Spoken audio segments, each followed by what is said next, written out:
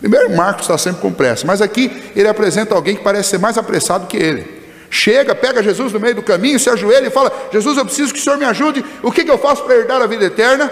Eu já tenho feito isso, tenho feito aquilo outro. E o Senhor, o que o Senhor me diz? O que eu tenho que fazer? Jesus diz: você conhece esses mandamentos? E parece que no meio ele diz: olha, conheço e cumpro todos. Alguém apressado em resolver o seu problema. Ele soube ser reverente diante do Senhor Jesus, porque ele chega diante de Jesus e se ajoelha. Então, até aqui, tudo muito bom. Eu posso dizer ainda que ele foi e recebeu algo maravilhoso da parte de Jesus. O texto diz que Jesus, fitando os olhos nele, o amou. Então, se eu posso dizer coisas boas a respeito desse jovem, eu as disse aqui para vocês. Estão no texto. Agora, quais são os fatos terríveis e os enganos fatais da vida desse moço? Vejam comigo. Primeiro, ver a Jesus apenas como um mestre e não como Deus. Ele foi atrás de Jesus como um homem vai atrás, naquela época e naquela cultura, atrás de um rabino. Como algumas pessoas vão atrás de pastor. Tem pessoas que chegam às vezes para um pastor, e eu já passei por isso, e às vezes olha, o senhor precisa me ajudar porque só o Senhor pode resolver o meu problema. E eu digo assim: olha, eu não resolvo problema nenhum. Eu sou só um homem cheio de defeitos e erros e fraquezas como qualquer um outro. Eu tenho um pouquinho mais de conhecimento sobre o Deus das Escrituras, mas a minha oração diante de Deus não tem mais peso do que a sua. E nem a minha presença. Pastor, você precisa orar lá no hospital com a pessoa que está lá, porque se o senhor não for lá, ela vai morrer. Olha, ela vai morrer se Deus quiser. Não é a minha presença. Eu posso orar à distância, eu posso orar lá. Ir orar lá é melhor, porque eu posso ajudar a confortar e dar a minha demonstração de amizade com a família, mas não é a minha presença lá, e nem a minha oração que vai fazer diferença. O que vai fazer diferença é a vontade de Deus. Mas as pessoas têm essa mania de procurarem mestres ao invés de procurarem o Deus. E ali aquele jovem estava numa situação singular, porque Deus estava encarnado. E então ele poderia procurar Deus procurando uma pessoa, mas ao invés de procurar um Deus, um rei dos reis, ele foi atrás de Jesus e chamou bom mestre. Então isso demonstra que ele não estava atrás de Jesus Cristo, Filho de Deus, para segui-lo, para encontrá-lo, para viver por ele. Ele estava atrás de um novo mestre, alguém que pudesse lhe dar algumas lições de ética ou de religião. E esse é o primeiro engano nele, e este é um engano muito comum dentro da igreja e nas religiões e entre as pessoas do mundo. Procurar a Cristo apenas como um mestre ético, apenas como um mestre filosófico ou religioso, não resolve o seu problema. Se é com esse Cristo que você quer ter relacionamento, eu sinto muito, mas isso não vai te ajudar quanto à vida eterna. Isso pode até te ajudar quanto às suas relações terrenas e à sua vida terrena, mas não te ajudará em relação à vida eterna.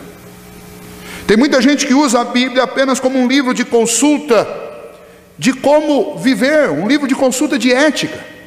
Isso não vai resolver teu problema em relação à eternidade. E os teus problemas relacionados a esta vida, eles são absolutamente inferiores aos problemas relacionados à vida eterna. Porque lá só existem dois caminhos, ou é céu ou é inferno. E não é por um mês nem por um ano, é por toda a eternidade. E todos os problemas aqui, eles se tornam pequenos quando nós encaramos esta verdade absoluta.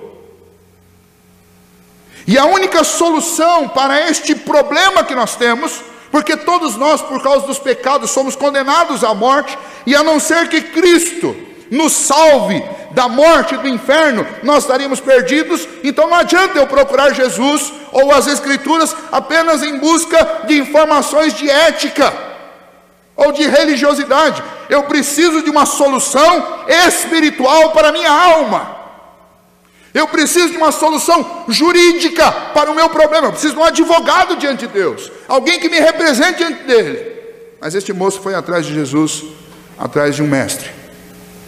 Segundo engano fatal da vida dele, ver a salvação como um sistema meritório e não como um presente da graça de Deus. Jesus disse: olha, você conhece os mandamentos? Ele disse: conheço e estou cumprindo todos. É como se ele dissesse assim: ó, se para ter a vida eterna o negócio é cumprir mandamento, então já estou lá, porque eu estou fazendo tudo certinho.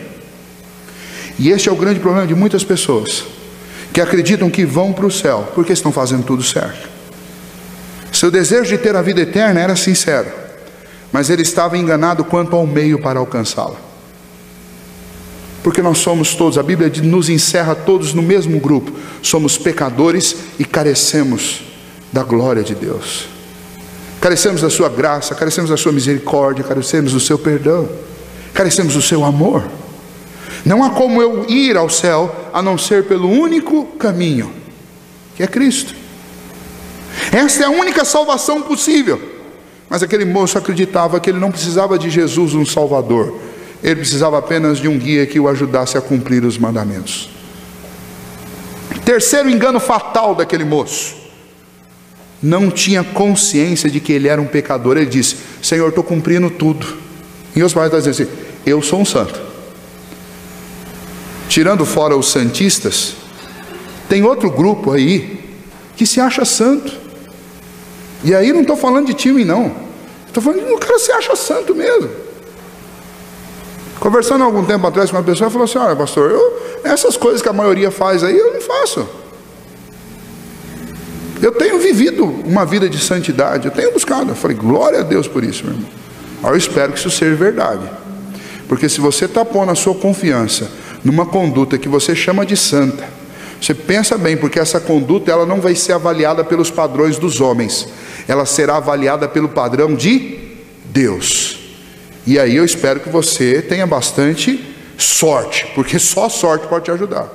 Porque quando eu comparo os meus padrões de justiça e de santidade com os padrões de Deus, a palavra de Deus diz que a minha justiça, ela não passa de trapo imundo, pano sujo de sangue. Então você não vai querer ter um encontro com Deus levando para apresentar diante de Deus os seus próprios méritos. Vida de santidade deve ser uma busca constante minha, mas sempre uma busca debaixo da minha dependência de Deus, entendendo que é Ele quem efetua em mim tanto querer quanto realizar, e entender que a santidade que me põe no céu não é a minha, é a santidade de Cristo. Entender que a justiça que me põe no céu não é a minha, é a justiça de Cristo. Mas esse moço se enganou. Por quê? Porque ele se achava bom demais. Ele não enxergava os seus pecados. E você fala assim: é um absurdo alguém não enxergar os seus pecados. Não, não é um absurdo não, isso é muito mais comum do que você imagina. Muito mais comum do que você imagina. Quarto erro desse moço: esse jovem rejeita Jesus quando Jesus lhe faz um teste. Jesus diz: ó, vai lá e vende tudo o que você tem, dá aos pobres e segue-me. O texto diz que esse rapazinho se entristeceu e foi embora.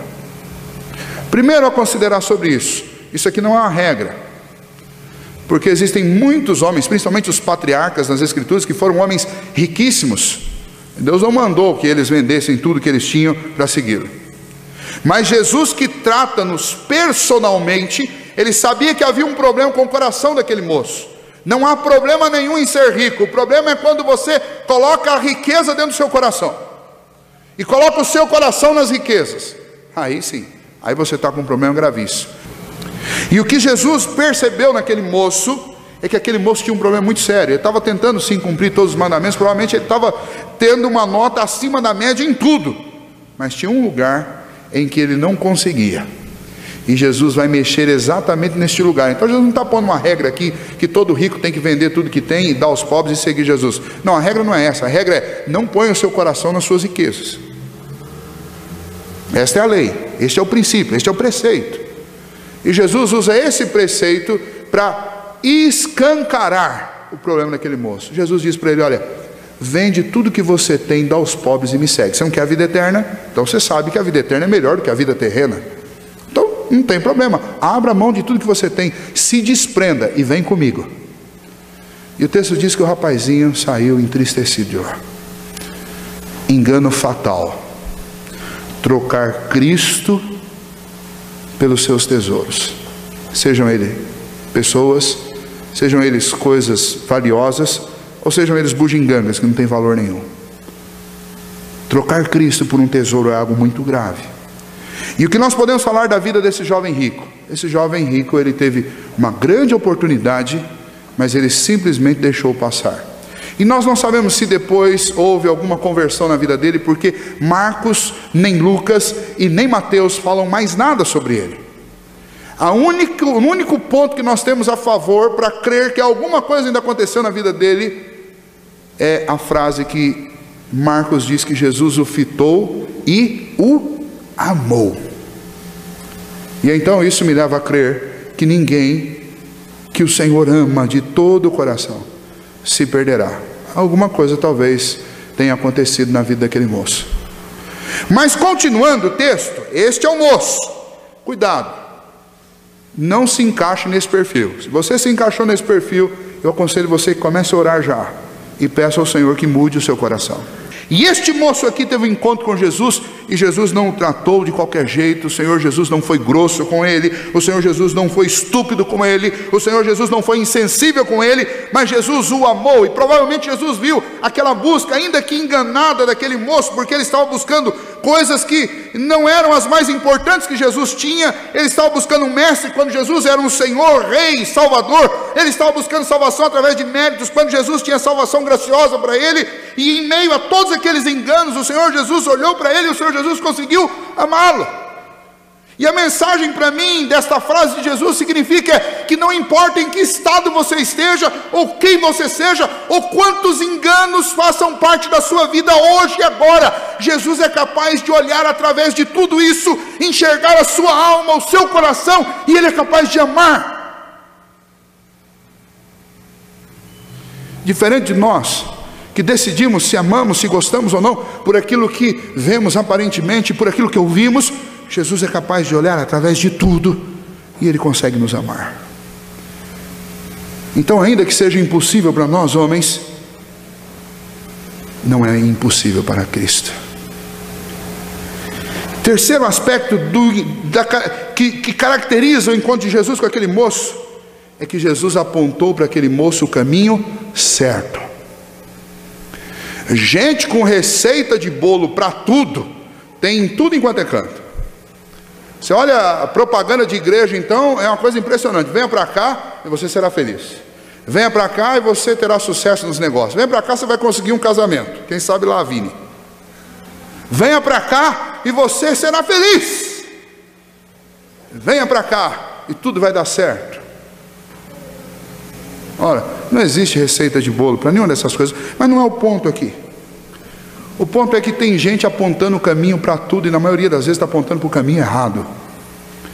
Mas Jesus olhou para aquele moço e apontou o caminho certo para ele. É fácil achar gente te mandando para tudo enquanto é canto. Difícil é você achar alguém que te mande para o lugar certo. Então, quais são as características de um encontro com Jesus? E foi vivenciado por aquele jovem. Primeiro, ele te ouve, ele te dá atenção, ele te ama e ele te indica o caminho correto. Infelizmente a resposta do moço foi negativa. Mas então entra na nossa história o terceiro grupo, os personagens que são os discípulos. Primeiro o jovem, depois Cristo e agora os discípulos. Jesus, quando aquele moço se afasta, Jesus olha para os discípulos e diz assim: olha como é difícil, como é muito difícil que uma pessoa que esteja com o coração nas suas riquezas alcance a vida eterna. Os discípulos ficaram intrigados com aquela fala de Jesus, e Jesus disse: é difícil que isso aconteça. E aí eles questionam Jesus, e Jesus, mais uma vez, ele repete esta fala para eles, e eles ficaram, versículo 26 diz, que eles ficaram sobremodos maravilhados, dizendo entre si: então, quem é que pode ser salvo? Provavelmente então, agora nós concluímos, que aquele moço era muito conhecido na Judéia. E quando aquele moço partiu triste, e Jesus fez aquela afirmação, os discípulos concluíram: olha, se esse moço aí não consegue, quem vai poder ser salvo? Porque havia um entendimento lá naquela época, e isso aconteceu depois de novo na Europa, na época da Reforma, e isso acontece hoje, um mau entendimento de que riqueza é sinônimo de que a pessoa está assim, ó, com Deus. Então a conclusão óbvia dos discípulos ali foi: bom, se esse cidadão em que Deus tem abençoado com toda sorte de riqueza, cumpridor da lei, foi embora triste, cabisbaixo desse jeito, e Jesus está dizendo assim: olha, riqueza não é sinônimo de intimidade com Deus, os discípulos chegaram à conclusão óbvia, que é esta pergunta: quem poderá ser salvo? Muito bem, e a resposta de Jesus é uma grande lição para os discípulos e para nós, concluindo isso. O que os discípulos aprenderam com Jesus? Aqueles discípulos ouviram um grande alerta de Jesus, que não serviu para aquele moço, porque aquele moço foi embora, mas serviu para os discípulos e serve para nós hoje. Primeiro, é difícil para os que confiam nas riquezas entrarem no reino de Deus. Jesus fez a seguinte ilustração para eles: olha, assim como não dá para passar um camelo pelo buraco de agulha, pelo fundo de agulha, assim também é difícil um rico entrar no reino dos céus. Lembra que riqueza aqui é sinônimo, ou este rico aqui é sinônimo de alguém que está com o coração nas riquezas. Aí alguns dizem assim: pastor, não é tão impossível, porque fundo de agulha era um buraco que tinha nos muros de Jerusalém, por onde alguns mercadores entravam para fugir de pagar impostos pela porta principal da entrada. Eles iam por ali e passavam pelo buraco de agulha. Detalhe: no fundo de agulha não passava camelo, porque ele era muito pequeno, só dava para passar uma pessoa, e um lugar que só dava para passar uma pessoa, jamais passaria um camelo. Segundo, se a comparação for com um fundo de agulha dessa que você tem em casa, não vai mudar, porque a impossibilidade é igual, não passa de jeito nenhum, só fatiado em pedaços. A diferença é o tamanho do pedaço, mas não passa. Então o que Jesus estava dizendo e os discípulos entenderam? Que não dá para o homem por si só, com riqueza ou sem riqueza, nenhum homem pode entrar no reino de Deus. E por mais rico que ele seja e abençoado que aos olhos dos homens ele pareça, ele não vai entrar no reino de Deus por si só. Então guarde esta mensagem: não se estribe nos seus méritos, nas suas riquezas, em qualquer coisa que para você possa ser sinal da bênção de Deus. Ah, eu devo ser abençoado porque eu tenho uma família maravilhosa. Isso não vai te pôr no céu. Eu devo ser abençoado porque eu nasci com um sobrenome tal, que é maravilhoso. Não vai te pôr no céu. Eu devo ser abençoado porque eu nunca fiquei doente. Deus está assim comigo. Você não vai entrar no céu por causa disso. No dia que você morrer, você não vai poder dizer para o Senhor: Senhor, olha, eu cumpri tudo que estava, não ultrapassei na faixa contínua, nunca passei da velocidade que estava na placa, paguei os meus impostos corretamente, nunca defraudei ninguém, não fiquei devendo nada para ninguém, não cobrei nada absurdo de ninguém, não menti, não roubei, não adulterei, não fiz nenhuma dessas coisas. O Senhor tem que abrir a porta do céu para mim. Jesus vai falar: eu não vou abrir. Deus não vai abrir, porque Deus vai dizer assim: mas você pensou que eu vi, mas você fez por interesse que eu sei, mas você desejou, não fez, mas desejou, e para mim é a mesma coisa, porque o que contamina você não é o que entra pela sua boca, mas é o que sai dela, porque eu conheço o seu coração. E você pode não ter tido coragem de fazer, mas você sentiu vontade no coração e você fez no coração. É por isso, por essas e outras você não vai entrar. Então Jesus ensinou para aqueles discípulos: cuidado, não confie. Talvez a sua riqueza sejam os seus méritos, talvez a sua riqueza sejam tesouros materiais, talvez a sua riqueza sejam pessoas, sejam seus filhos, seja a sua esposa, o seu esposo. Deixa eu dizer, nenhum deles vai colocar você no céu, porque nenhuma dessas coisas pode salvar. Não são as riquezas que nos fazem entrar no reino de Deus. E é isso que Jesus ensinou para os discípulos. A primeira lição, e essa é uma lição para nós também: não se iluda. Os teus tesouros, sejam eles quais forem, tenham ou não coração, eles não te colocarão no céu. Segunda lição: para os homens a autossalvação é impossível. Então esqueça, nem as tuas riquezas podem te colocar lá, nem você mesmo pode ir para lá sozinho. Terceiro, para Deus a salvação dos homens é possível. Jesus disse: para Deus tudo é possível. E Deus enviou o seu Filho para cumprir a sua justiça, pagar a dívida que era minha, para me abrir um caminho para o céu. Como é que um rico ou um pobre podem ser salvos?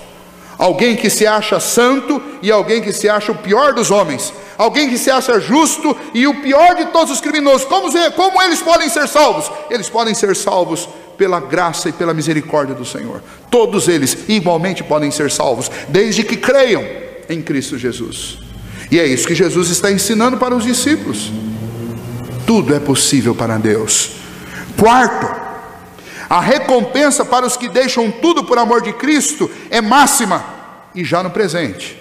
Pedro disse: olha, Senhor, o Senhor não pode nos acusar disso, porque nós deixamos casa, nós deixamos o campo, o nosso trabalho, nós deixamos os nossos filhos, deixamos a nossa esposa, deixamos tudo para seguir ao Senhor Jesus.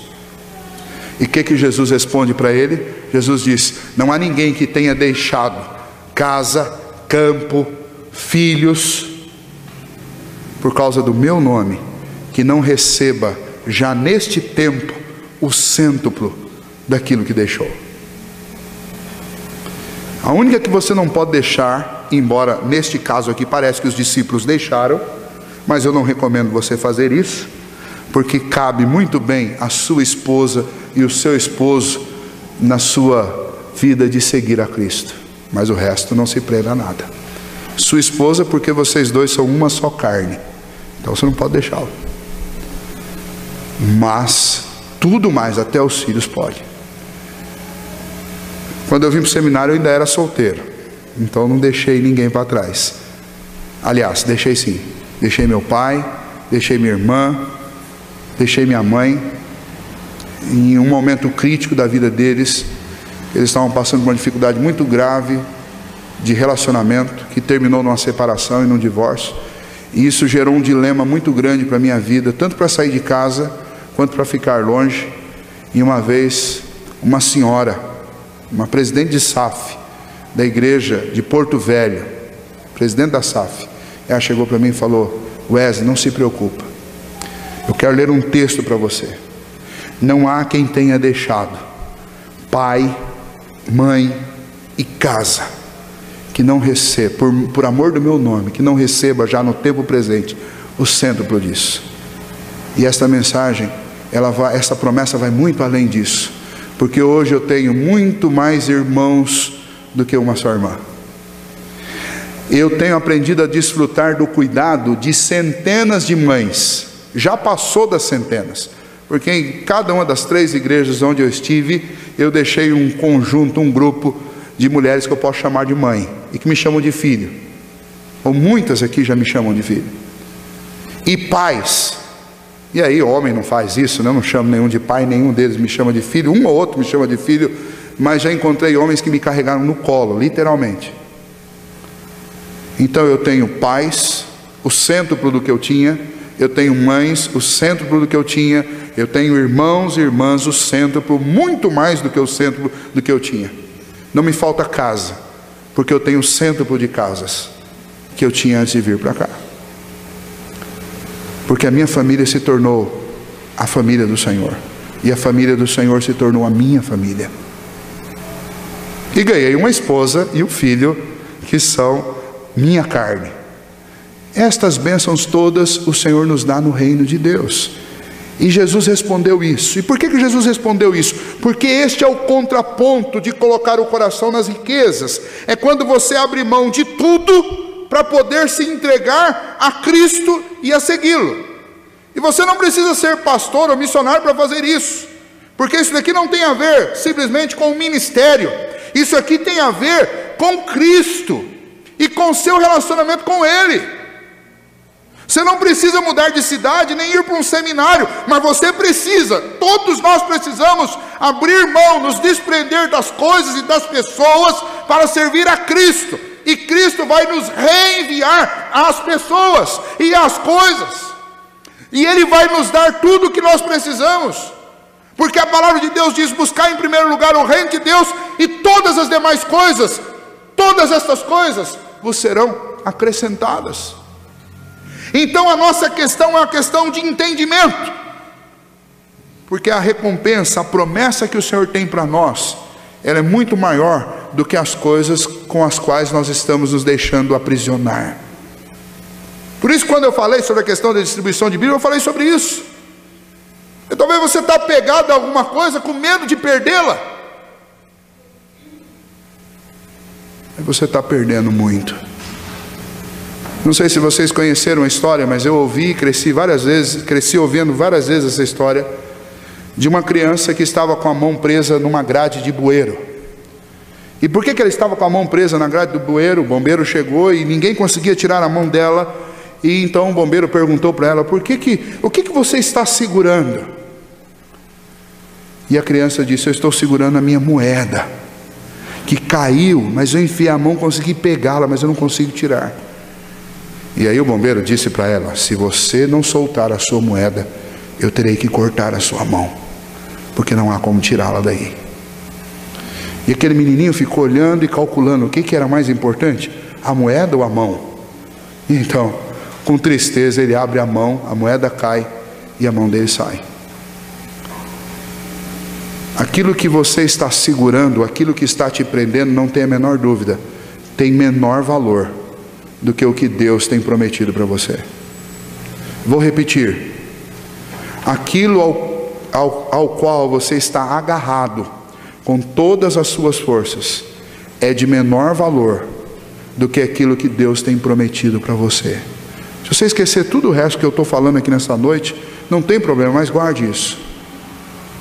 Porque aquele moço, ele ficou com as mãos agarradas às suas riquezas. Mal sabia ele que o que Deus tem para nos oferecer é infinitamente maior do que qualquer coisa que eu possa imaginar. E ele abriu mão disso por causa de alguns ouros e alguns campos e alguns tesouros que ele possuía. E eu espero em Deus que ele tenha tido a oportunidade de rever isso. E eu espero em Deus que hoje nós tenhamos a oportunidade de rever isso.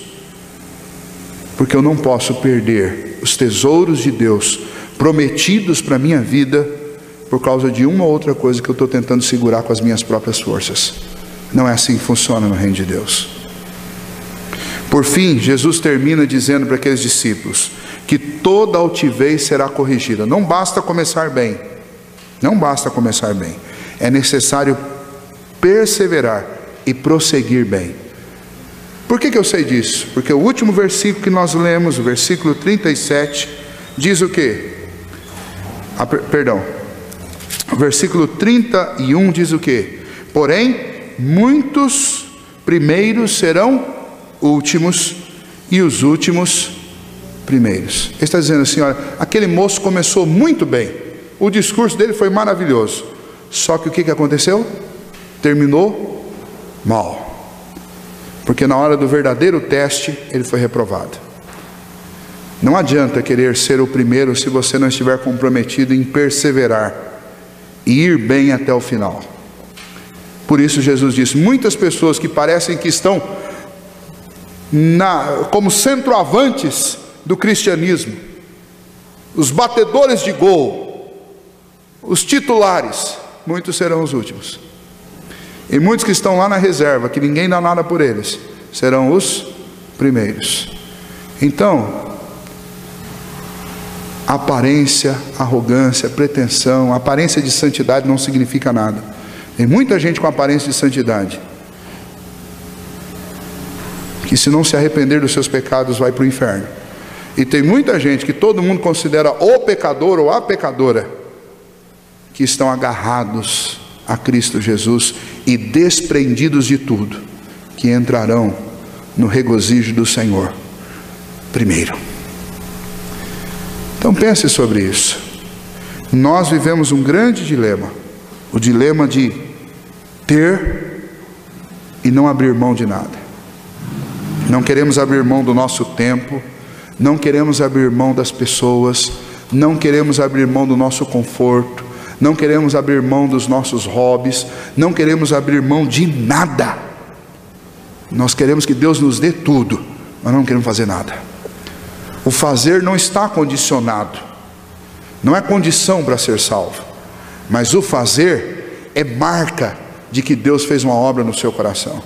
E se você não consegue abrir mão, se desprender de alguma coisa por Cristo, A pergunta é: será que Cristo, de fato, já transformou o seu coração? Será que o seu coração já foi rendido a Cristo de verdade? Porque homens e mulheres rendidos a Cristo, eles são capazes de fazer qualquer coisa por Cristo. E quando eu não sou, quando tudo é mais importante do que Cristo para mim, alguma coisa está seriamente errada com essa fé que eu disse que tenho. Gostaria de deixar essa palavra com os irmãos, porque foi isso que Marcos nos relata, porque foi isso que Cristo fez com aqueles discípulos. Mostrou um moço que começou bem e terminou mal. Mostrou como Cristo trata todas as pessoas indistintamente. E ensinou aos discípulos o caminho correto, o que é certo, o que eles precisavam fazer, o que eles deviam aprender. As lições de Jesus.